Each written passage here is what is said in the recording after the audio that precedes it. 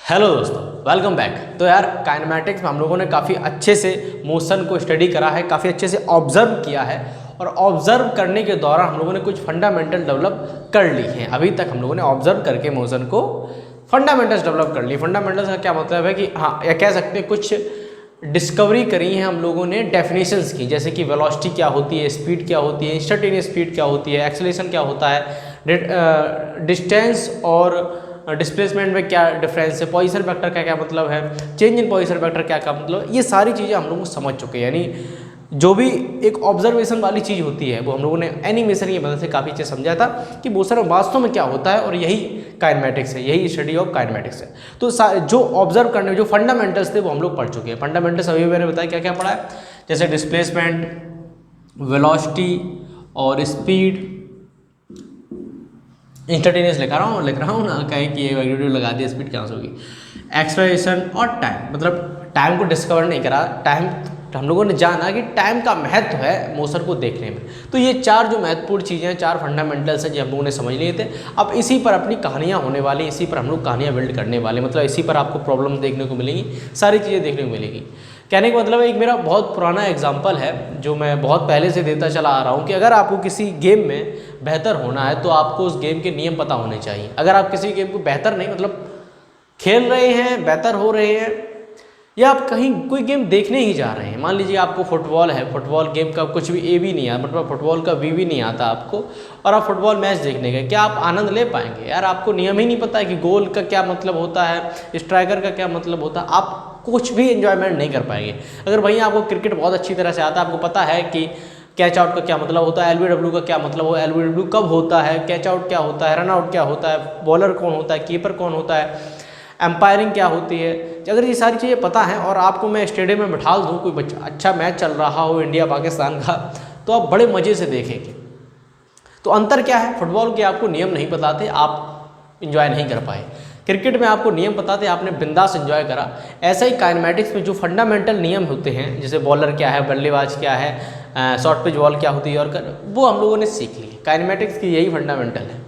लेकिन अगर आप गेम को खेलना चाहते हैं तो आपको खेलने की टेक्निक्स भी आनी चाहिए। अब आपको टेक्निक डेवलप करनी पड़ेंगी। इनके द्वारा जो प्रॉब्लम्स बनेंगी, तो सबसे पहले हम लोग स्टार्ट करेंगे बंडी मोशन। बंडी मोशन क्या मतलब, वन डायमेंशन मोशन एक स्ट्रेट लाइन में मोशन। तो बंडी मोशन सबसे पहले इनको हम लोग देखेंगे। एनर्जी थोड़ी लो है, पता नहीं गले में खराश है इसलिए मैं नहीं बोल पा रहा हूँ ज़्यादा अच्छे, लेकिन हाँ समझने की कोशिश करिए मुझे, मैं ज़्यादा एनर्जेटिक नहीं देख पाऊँगा लेकिन फिर भी बंडी मोशन।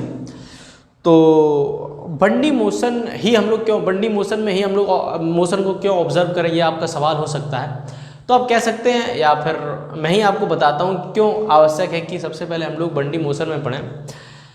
मोशन तो सभी होते हैं, एक ऐसा जिगजैग मोशन भी है, इसको भी स्टडी कर लो, है ना। फंडामेंटल्स तो आपने बनाई ली, हाँ ये यूनिवर्सल है, ये 1D 2D सबके लिए काम करेंगी ये डेफिनेशन।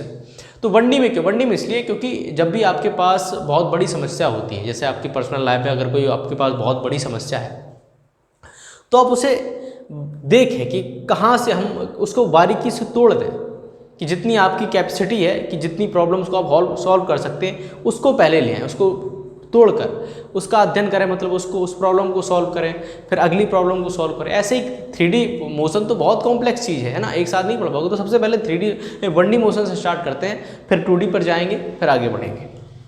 अच्छा, तो 1D मोशन क्या मतलब होता है कि स्ट्रेट लाइन में मोशन, एक स्ट्रेट लाइन में मोशन। जैसे ए से कोई कार है, ए से कोई कार है बी तक जाती है, तो ये कहलाएगा 1D मोशन, ठीक है। अब 1D मोशन में कंडीशन है, पहली कंडीशन ये है कि आपको एक्सेलरेशन है वो 0 के बराबर है। एक्सेलरेशन क्या है, 0। एक्सेलरेशन 0 का क्या मतलब है, एक्सेलरेशन 0 का क्या मतलब है, एक्सेलरेशन मैंने बताया था क्या होता है। तो मैंने एक्सेलरेशन को समझाने के लिए आपको बहुत अच्छा एग्जांपल दिया था। मैंने आपको कहा था कि अगर किसी कार में आप बैठे हैं और कार में आप पता है आपको स्टीयरिंग होती है, ब्रेक होते हैं और एक्सीलरेटर होते हैं, और ये तीनों चीज़ें एक्सेलरेशन को प्रोड्यूस करती हैं। कैसे, अगर आप स्टीयरिंग घुमाएंगे तो आपकी डायरेक्शन चेंज होगी, और डायरेक्शन चेंज होगी, वेलोसिटी डायरेक्शन चेंज हो रही है, यानी वेलोसिटी चेंज हो रही है। सिंपल सी बात, क्योंकि वेलोसिटी वेक्टर क्वांटिटी है, तो यानी जो स्टीयरिंग की वजह से भी एक्सेलरेशन प्रोड्यूस होता है, वेलोसिटी चेंज होती है। फिर आपने कहा कि एक्सीलेटर हाँ एक्सीलेटर तो बिल्कुल गाड़ी भागने लगती है, एक्सीलेटर पर पैर रख दो। और ब्रेक, हाँ ब्रेक की वजह से गाड़ी स्लो होने लगती है, यानी वेलोसिटी चेंज हो रही है तीनों वजह से, स्टीयरिंग की वजह से भी, ब्रेक की वजह से और क्लच की वजह से भी। तो तीनों वजह एक्सेलेरेशन प्रोड्यूस हो रहा है। अगर ए कह रहा है कि जीरो है, ए जीरो कह रहा है, इसका क्या मतलब है, ए एक्सेलेरेशन जीरो है, यानी कि ना कार में ब्रेक है, ना स्टीयरिंग है, ना ब्रेक है, ना स्टीयरिंग है, ना एक्सेलेरेटर है, ना ब्रेक है, ना स्टीयरिंग है, ना एक्सेलेरेटर, सारी चीज़ें आपने फेंक दी। तो उस कंडीशन में आपकी कार, आप खुद सोचिए, अगर आप किसी कार से स्टीयरिंग निकाल के फेंक दें, वो जिस डायरेक्शन में चल रही थी उसी डायरेक्शन में चलती रहेगी, अपने ऑटोमेटिक वो बंडी मोशन हो जाएगा।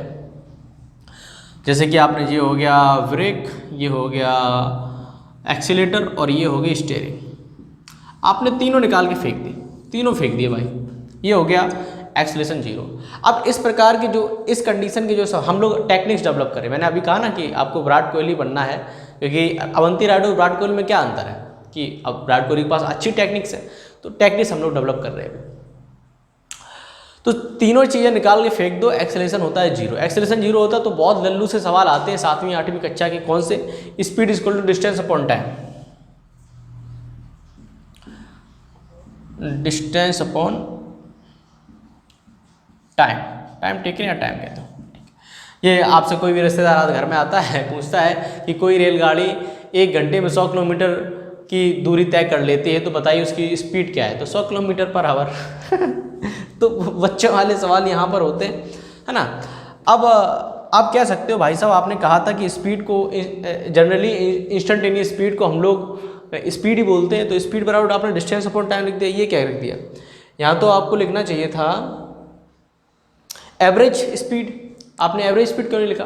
अरे भाई स्पीड ओवरऑल हर जगह पर कांस्टेंट है, किसी इंस्टेंट पर देखोगे तो भी उतनी, अगर कोई ट्रेन है अगर 100 किलोमीटर पर आवर की रफ्तार से जा रही है तो वो हर एक इंस्टेंट पर 100 किलोमीटर की रफ्तार से जा रही होगी, इसीलिए उसकी जो एवरेज वेलोसिटी है वो इंस्टेंटेनियस वेलोसिटी के बराबर होगी, क्योंकि कांस्टेंट ही है। तो पर सवाल जिसने पूछा होगा वो अच्छा आदमी होगा। और यहाँ वेलोसिटी भी लिख सकते हैं, velocity upon velocity, displacement upon time. बंडी मोशन है, देख लेना भाई, टर्निंग ना हुआ हो, टर्न ना हुआ हो तो डिस्प्लेसमेंट अपॉन टाइम, वेलोसिटी भी हो जाएगा, है ना। अब यहाँ पर भी आप कह सकते हो डिस्प्लेसमेंट मतलब चेंज इन पोजीशन वेक्टर, तो यहाँ पर चेंज, मैं धीरे बोल पा रहा हूँ क्योंकि एनर्जी है बहुत लो। तो डिस्प्लेसमेंट वेक्टर का मतलब है चेंज इन पोजीशन वेक्टर, तो चेंज इन पोजीशन, फिर से क्या भैया change in position vector upon time, तो भाई साहब एवरेज वेलोसिटी होता है, आपने इंस्टेंटेनियस वेलोसिटी लिख रखी है। फिर से वही कंडीशन है कि वेलोसिटी तो ओवरऑल कांस्टेंट ही है, एवरेज भी उतनी होगी, इंस्टेंटेनियस वेलोसिटी भी उतनी होगी, तो वही तो लिखा है, खत्म किया, बस ऑब्जर्वेशन थोड़ी अच्छी हो जाती है। अच्छा, फिर एक दूसरी कंडीशन आती है बंडी में कि हाँ एक्सेलरेशन आपका जीरो के बराबर नहीं है, एक्सेलरेशन आपका जीरो नहीं है, यानी कि आपकी कार में कुछ तो है, आपकी कार में स्टीयरिंग भी है, ब्रेक भी है, कुछ चीज़ें हैं। तो पहली कंडीशन है कि आपका जो एक्सेलरेशन है वो कांस्टेंट है, कांस्टेंट एक्सेलरेशन का क्या मतलब, कांस्टेंट एक्सेलरेशन का क्या मतलब है कि एक्सीलेटर है तो मतलब आपकी कार की वेलोसिटी का रेट ऑफ चेंज है वो बढ़ तो रहा है, यानी कि आपके पास या फिर एक्सेलरेशन होगा या फिर आपके पास ब्रेक होगा, या फिर आप एक्सीलेटर दबा रहे होंगे, आप ब्रेक दबा रहे होंगे। स्टीयरिंग का यहाँ भी काम नहीं है क्योंकि 1D मोशन है, स्टीयरिंग का यूज़ करोगे तो 2D मोशन हो जाएगा, तो स्टीयरिंग निकाल के फेंक दो। यानी जब ए काम मैं कर रहा हूँ, हाँ जब ए कांस्टेंट है तो आपके पास एक्सीलेटर है कार में और ब्रेक है, यानी कार आपकी वेलोसिटी को बढ़ाएगी और वेलोसिटी को घटाएगी, तो वही यहाँ पर होगा। लेकिन दिक्कत क्या है, दिक्कत है आप कार से अगर बिल्कुल एनालॉजी मैच कर रहे हैं तो आपके भैया एक टाइम पर अगर हम एक्सीलेटर दबाए रहते हैं तो वेलोसिटी कांस्टेंट हो जाती है। पर मैं कहता हूँ कि नहीं, एक ऐसी कार अपने पास है अगर आप एक्सीलेटर पर रखे रहते हो तो वो हमेशा वेलोसिटी को बढ़ाती ही रहती है, तो वो वाली एनालॉजी थोड़ा समझा करो, थोड़ा एनालॉजी को अपने हिसाब से समझाया करो। तो हाँ, तो एक कांस्टेंट है, तो इस बार कंडीशन है। अगर हाँ ऐसा भी नहीं कि केवल एक्सीलेटर पर ही पैर रखे हैं, अगर वो रखेगा ब्रेक पर पैर तो सवाल बताकर पैर रखेगा कि हाँ अब ब्रेक लगना स्टार्ट हुआ है, तो ये काफ़ी सभ्य व्यक्ति चला रहा है। अगर ब्रेक लगाएगा तो अपने पीछे बैठे लोगों को बता देगा कि मैं ब्रेक लगाने वाला हूँ, ऐसा सवाल में ऐसा किया जाएगा आपके साथ। तो इस पर चर्चा कर लेते हैं ना। कांस्टेंट एक्सेलरेशन है जब ए आपका कांस्टेंट है, ए कांस्टेंट है।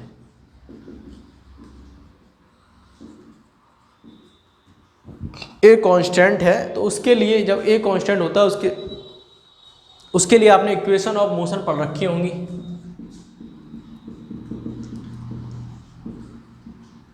Equation of motion, first equation of motion क्या होती है, एस बराबर U T plus half a t square, ये भी हो सकती है और ये वाली आता है।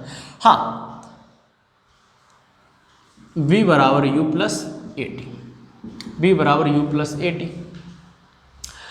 हाँ, एक ऑब्जर्वेशन यहाँ से ले सकते हैं आप कि भाई साहब कांस्टेंट एक्सेलरेशन है, तो कांस्टेंट एक्सेलरेशन मतलब कि ए वेक्टर बराबर चेंज इन वेलोसिटी। अगर किसी भी कोई भी पार्टिकल है, मैं कहाँ बनाऊँ, यहाँ बना देता हूँ। ए से v तक जा रहा है, ए उसका कांस्टेंट है जो तो हमारी कंडीशन ही है। एक अगर इनिशियल वेलोसिटी उसकी u है, फाइनल वेलोसिटी उसकी v है और टाइम वो टोटल ले रहा है t। अगर आपसे पूछा जाए कि एक्सेलरेशन कितना होगा तो सिंपल सी बात है, change in velocity upon time के एक्सेलरेशन उतना ही होगा जितना उसने वेलोसिटी को चेंज किया होगा और कितने टाइम में चेंज किया, तो change in velocity upon time. तो चेंज इन वेलोसिटी यानी v final minus v initial, तो v minus you by T. अब यहाँ पर भी सवाल पूछ सकते हो भाई कि ये तो भाई साहब एवरेज वेलोसिटी का एवरेज एक्सेलरेशन का फॉर्मूला आपने लिखा है, फिर यहाँ पर आप ए इंस्टेंटेनियस क्यों लिखो। फिर से वही कॉमन सी बात है, कांस्टेंट एक्सेलरेशन ओवरऑल है तो कांस्टेंट एक्सेलरेशन और इंस्टेंटेनियस एक्सेलरेशन यहाँ पर बराबर होंगे इस कंडीशन में, क्योंकि कांस्टेंट ही है। तो इसको इधर ले जाओगे तो यही वाली आपकी इक्वेशन बन जाएगी। पहली सिंपल सी ऑब्जर्वेशन, एक्सेलरेशन की डेफिनेशन सही अपनी आ गई है, फर्स्ट इक्वेशन।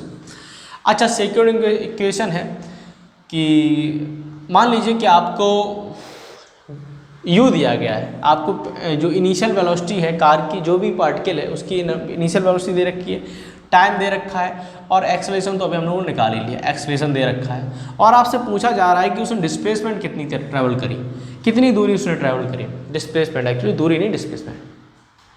तो उसके लिए फॉर्मूला होता है एस बराबर जो इनिशियल वेलोसिटी होती है इनटू टाइम प्लस हाफ कितना एक्सेलरेशन है और टी का वर्ग। तो इससे हम लोग निकाल लेते हैं अपनी जो दूरी डिस्प्लेसमेंट है, सेकंड इक्वेशन है।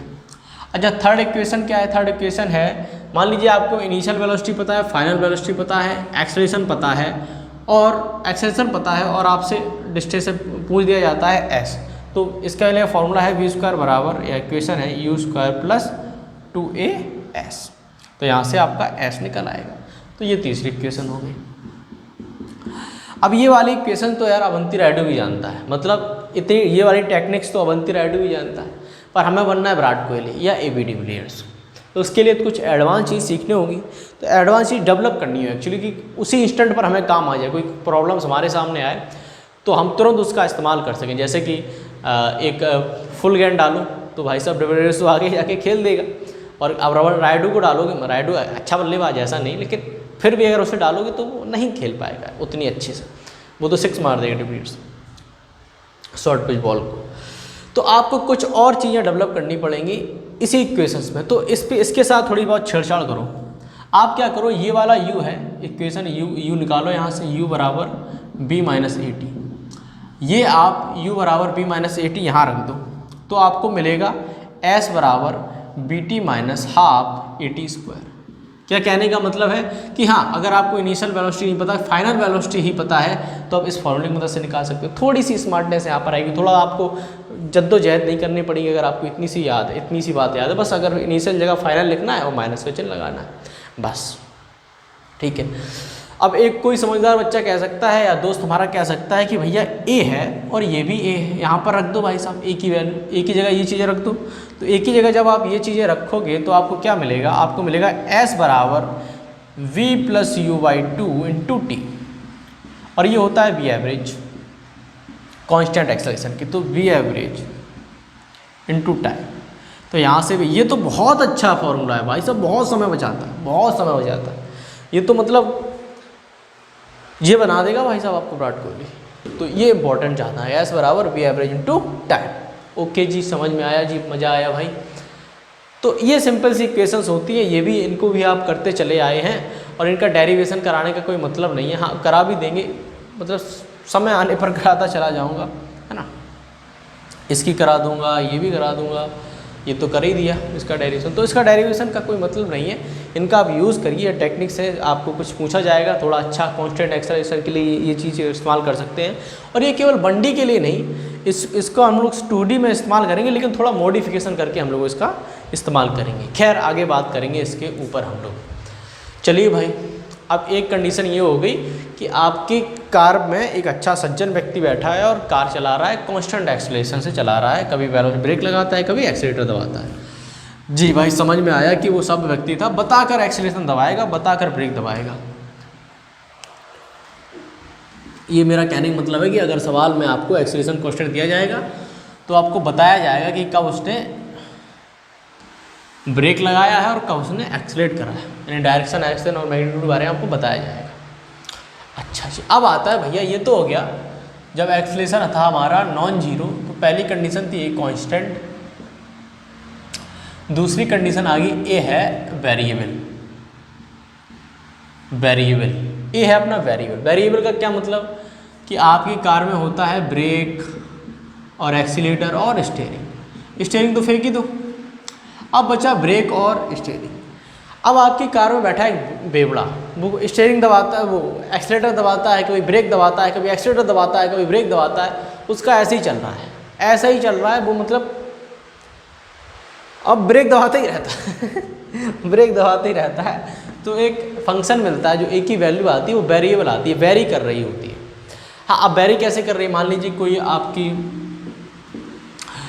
वेरी कर रही है, जो ए है वो टी पर वेरी कर रहा है, F of T, T function पर। इसका क्या मतलब होता है, फंक्शन का ऑब्जर्वेशन सीधा, वैसे मैंने कैलकुलेशन समझाया, फिर समझा देते हैं कि मान लीजिए कोई कार चल रही है, कोई कार जा रही है और आप घड़ी पहने हैं, आपने देखा, आपने एक सारणी बनाई फटाफट कि ये हो गया टाइम, ये होगा उसका एक्सेलरेशन, आपने तो सारणी बनाई, हाँ 1 सेकेंड पर कितना एक्सेलरेशन, 2 सेकेंड, एक्सेलरेशन कितना -1, 3 सेकेंड, क्योंकि बेवड़ा है, कुछ भी हो सकता है एक्सेलरेशन। 3 हो गया 4 पर 16 या 16 5 पर 15। तो इस प्रकार आपने लिस्ट बनाई, फिर आपने एक फंक्शन ड्रॉ करा, उसको फंक्शन को आपको बीजगणित में यानी अलजेब्रा में कोड कर दिया। तो ऐसे आजकल ऐप आ गए हैं कि अगर आप इनपुट और आउटपुट डालें तो आपको फंक्शन बना के दे देता है, मतलब वेबसाइट ऐसी है कुछ मैथमेटिक्स ऐप, थोड़ा करते रहा करो रिसर्च। तो इस प्रकार से टी में उसने देखा, टी में उसने एक ही वैल्यू देखी, इसीलिए फंक्शन किस में निकला, अपना टी में निकला। अच्छा जी, टी में फंक्शन आया तो आप बता रहे भैया टी में फंक्शन दे रखा है, हमें वेलोसिटी बताओ। तो आपको पता है एक्सेलरेशन है, वेलोसिटी पूछी गई। एक बहुत अच्छी चीज़ मैंने पिछली वीडियो में बताई थी, आज यार मुझे इस बात का दुख है कि मैं ज़्यादा एफर्ट नहीं दे पा रहा, खैर कोशिश करता हूँ। तो पिछली वीडियो मैंने आपको बताया था कि अगर आपको कोई आर वेक्टर यानी कि पोजीशन वेक्टर दिया जाता है, उसका डिफरेंशिएशन करते हैं आप, तो आपको वेलोसिटी मिलती है, वेलोसिटी का डिफरेंशिएशन करते हैं तो हमें एक्सेलरेशन मिलता है। डिफरेंशिएशन कर रहे हैं दोस्तों, हाँ, अब एक्सेलरेशन का इंटीग्रेशन करते हैं तो हमें वेलोसिटी मिलती है, वेलोसिटी का इंटीग्रेशन करते हैं हमें पोजीशन वेक्टर मिलता है, चेंज इन पोजीशन मिलता है। एक्सेलरेशन का इंटीग्रेशन करते हैं, चेंज इन वेलोसिटी मिलती है, वेलोसिटी का इंटीग्रेशन करते हैं, चेंज इन पोजीशन मिलता है। ये इंटीग्रेशन करने पर हमें मिलता है, ये आपको पता है। हमें यार एक्सेलरेशन पता है, वेलोसिटी पूछिए, क्या करना पड़ेगा, इंटीग्रेशन करना, ए से बी पर आना, इंटीग्रेशन करना पड़ेगा। तो इसको dv/dt f × t, dv बराबर ft dt और इंटीग्रेट कर देंगे तो ये b आ जाएगा, b बराबर ft dt। तो यहाँ से आपकी वेलोसिटी आ जाएगी, ठीक है। अब जो भी आपका फाइनाइट मतलब इनफाइनाइट इंटीग्रेशन है या फाइनाइट मतलब किसी अंतराल में पूछा गया तो वो उसको आप देख लेना। फील ये है, अच्छा जी भैया ये समझ में आ गया हमें, इसमें तो कोई दिक्कत नहीं थी। अब मान लीजिए आपको फंक्शन दिया जाता है, ए दिया जाता है f(x) में, यानी कि बंदा है पोजीशन के हिसाब से देख रहा है, वो देख रहा है कि हाँ 1 मीटर पर उसने देखा पोजीशन यानी x लिख दिया, या s लिख दो यार, s देख लिया, और a कि s बराबर 1 मीटर पर ये था 5, s बराबर 2 पर -4, s बराबर 3 पर 16, s बराबर 4 पर 1, s बराबर 5 पर 0।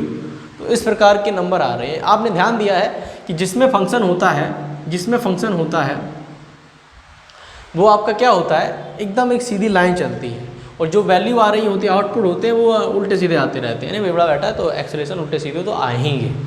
खैर, तो ये हो गया एफ ऑफ ए का आपको फंक्शन दिया गया एस में दिया गया है। अब आपको ए पता होता है, ए क्या होता है, ए होता है आपका d b upon D t. ठीक है, अगर हम इसमें d S upon d s का भाग कर दें तो कोई फ़र्क नहीं पड़ेगा भाई। 5 रुपये तुम्हें दिए, 5 रुपये वापस ले लिए, क्या बचा तो कुछ फ़र्क पड़ा, दुनिया में कुछ चेंज आया नहीं आया। डी एस का भाग कर दिया, डी एस का गुणा कर दिया, कोई फ़र्क पड़ा नहीं पड़ा। लेकिन एक फ़र्क पड़ गया कि D S upon D T क्या होता है, वेलोसिटी होता है, ये हमें पता चल गया। तो ये क्या आ गया, v into d v upon d s. Acceleration बराबर क्या आ गया अपना, ए बराबर v d v upon d s. अब यहाँ रख दो, तो v d v upon d s is equal to f of s. अब वेरिएबल सेपरेट करें तो वेरिएबल उधर भेज दो, तो वी डी वी, तो वेरिएबल को सेपरेट करो तो डी एस को उधर ले जाओ, तो v d V F of S D S. Integration कर दो भाई, इंटीग्रेशन कर दो, यहाँ पर v आ जाएगा आपका, लेकिन v स्क्वायर आएगा, लेकिन आपको v यहाँ से मिल जाएगा अगर आप वेलोसिटी पूछ रहे हैं। हाँ, अगर कोई कहता है भैया हमें मूवी निकालना है, क्या बोलते हैं, डिस्टेंस में निकालना है, अरे यार एक्सलेशन से आप वेलोसिटी पा गए इंटीग्रेशन करके, अब वेलोसिटी का फिर से इंटीग्रेशन कर दो। मान लो कि ये है, ये वेलोसिटी है, और इसका जो आंसर आया है वो इस फंक्शन में आया है, कैपिटल एफ ऑफ टी। तो इसके वेरिएबल सेपरेट कर दो, D R upon D T या D S upon D T लिखो भाई, एस चल रहा है क्योंकि यहाँ पर, तो एफ ऑफ टी, अब डी टी उधर भेज दो, तो डी एस बराबर f of T D t. Integration करोगे तो यहाँ से मिलेगा एस बराबर आपको मिल जाएगा यार, यहाँ से वेलोसिटी स्क्वायर में आएंगी, जो भी करके आप निकाल लेंगे यहाँ से, और जब वेलोसिटी आ जाएगी तो उसका इसी तरह से हम लोग क्या कर लेंगे, पोजीशन निकाल लेंगे। इस पोजीशन में तो खैर फंक्शन ही आएगा। खैर, तो ये हो गया। अच्छा, अब आपको फंक्शन है वो वेलोसिटी में दिया जाता है, एक्सेशन का फंक्शन है वेलोसिटी में दिया जाता है। कहने का क्या मतलब है, कहने का मतलब ये है कि जो फंक्शन बनाने वाला व्यक्ति है, जो फंक्शन बना रहा है, जैसे अभी इसने बनाया था कार को देखकर, टाइम घड़ी पहनकर, और फिर दूसरी बारी में उसने पोजीशन को देखा था कि कहाँ कितने मीटर में कितना एक्सीलरेशन है। अब की बार देख रहा है कि वेलोसिटी, जब गाड़ी की वेलोसिटी है 1 मीटर पर सेकंड, तो एक्सेलेरेशन कितना है, 2 मीटर पर सेकंड पर एक्सेलेरेशन कितना है, ऐसे उसने ऑब्जर्व किया। तो एक फंक्शन बनाया f of a is equal to f of b में फंक्शन बनाया। अच्छा, बी में फंक्शन बनाया तो आपको वेलोसिटी अगर चाहिए तो वेलोसिटी आपको 2 वेरिएबल में मिल सकती है, टी में मिल सकती है और टी के फंक्शन में मिल सकती है, और आपको मिल सकती है आपको एक्स के फंक्शन में मिल सकती है। तो आपको किसके फंक्शन चाहिए, तो भैया सबसे पहले जो भी निकल आए तो इसको सबसे पहले सेपरेट कर दो, d b upon D t f of b. सबसे पहले टी में निकाल रहे हैं एफ ऑफ बी के उधर लो, तो डी बी बटे 1 upon f of b d t. Integration कर दोगे भाई साहब तो आ जाएगा आपका वेलोसिटी यहाँ से निकल आएगी। टी के फंक्शन में किस में आएगी वेलोसिटी आपकी, टी के फंक्शन में आएगी। अच्छा जी, अब आपको बी के फंक्शन में चाहिए अगर जो भी आपकी रिक्वायरमेंट है, तो एक को हम लिखेंगे यहाँ पर v d b upon d x, v b upon d s. अब ये जो चीज़ होती है acceleration v d b upon d s, ये यार सिर्फ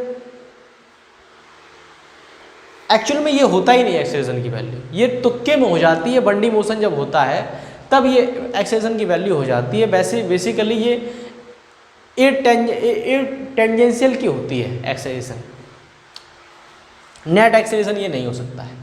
खैर, इसके बारे में हम लोग आगे बात करेंगे। फिलहाल ये देखिए कि v d b upon d s बराबर एफ ऑफ बी। अब एफ ऑफ बी को इधर लाओ क्योंकि जो का नाम क्या बोलते हैं इसको, डेरिवेटिव डी वी इधर है, तो v upon f of b d v d s को उधर भेज दो। तो वेलोसिटी इंटीग्रेशन करने पर वेलोसिटी हमें मिल जाएगी किसमें, फंक्शन में, आपके एस के फंक्शन में। कोई बच्चा सवाल पूछ सकता है कि भैया मैंने नोटिस करा यहाँ से लेके वहाँ तक, आप जो फंक्शन जिसमें होता है, जैसे टी में था तो डी टी आप वहाँ ले जाते थे तब इंटीग्रेशन करते थे, बी में है तो आप देख रहे हो कि बी जहाँ पर है वहीं पर आप उसको इंटीग्रेशन कर रहे हो। ऐसा ही आपने यहाँ पर करा, ऐसा ही यहाँ पर आपने करा। पर आप सेम जैसे कि कोई फंक्शन जैसे टी में है तो आप डी टी क्यों लिखते हैं, आप डी वी क्यों नहीं लिख सकते, क्यों इंटीग्रेशन नहीं कर सकते।